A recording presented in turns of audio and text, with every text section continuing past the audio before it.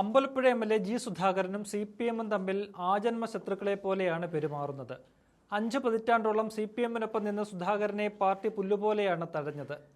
G Sudhakaran ഇല്ലെങ്കിലും അമ്പലപ്പുഴയിൽ CPM ജയിക്കുമെന്നാണ് party വിശ്വസിച്ചത്. എന്നാൽ UDF പിന്തുണയോടെ തെരഞ്ഞെടുപ്പ് ഗോതയിൽ ഇറങ്ങിയ സുധാകരൻ CPM-നെ മലർത്തിയടിച്ചു.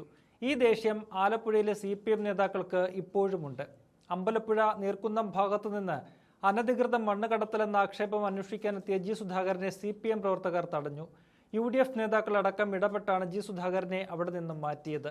CPM പ്രവർത്തകരുമായി ഏറെ നേരം വാക്കേറ്റം നടത്തിയ സുധാകരനെ പോലീസാണ് ആദ്യം സംരക്ഷിച്ചത്. പാർട്ടിയിൽ നിന്ന് എല്ലാം നേടിയെന്നും മന്ത്രിയായെന്നുമായിരുന്നു CPM പ്രവർത്തകന്റെ ആരോപണം. എല്ലാം നേടിയെന്നും തന്നെ ജനങ്ങളാണ് വിജയിപ്പിച്ചതെന്നും സുധാകരൻ തിരിച്ചടിച്ചു. ഇതോടെയാണ് രംഗം വഷളായത്. കോൺഗ്രസ് പ്രവർത്തകർ അടക്കം സുധാകരന് ചുറ്റും നിന്നതോടെ CPM നേതാക്കൾ പിന്മാറുകയായിരുന്നു.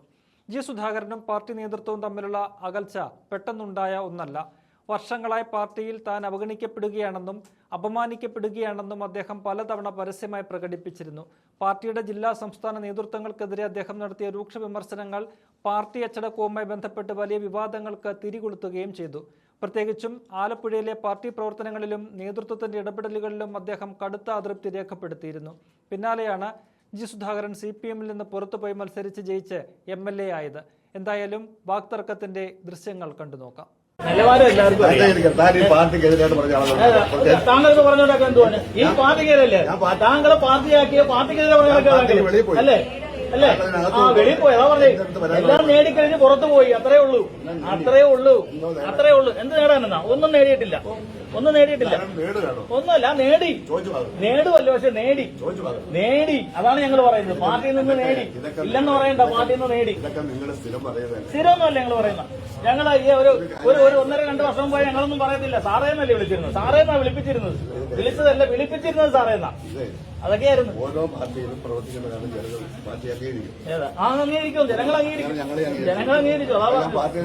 അതെ, അപ്പൊ അംഗീകരിച്ചു. അപ്പൊ ജനങ്ങൾ പാർട്ടി എല്ലാവർക്കും അംഗീകരിച്ചല്ലേ പറഞ്ഞു.